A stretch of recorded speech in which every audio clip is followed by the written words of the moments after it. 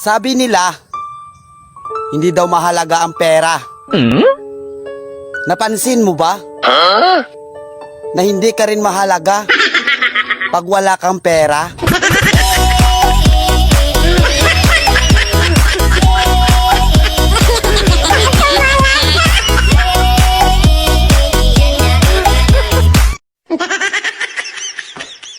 Naranasan kong magmakaawa.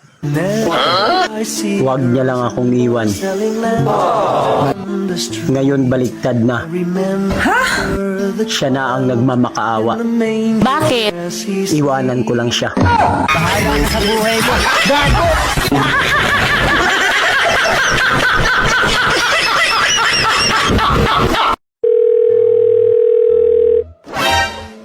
Hello, love. Kamusta ka na dyan sa abroad?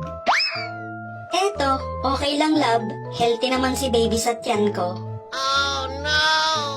Love, nalilito pa rin ako eh. Normal lang ba talaga na mabuntis ka kahit na LDR tayo? Oo, kasi nung nagbibideo call tayo, hindi tayo gumamit ng screen protector.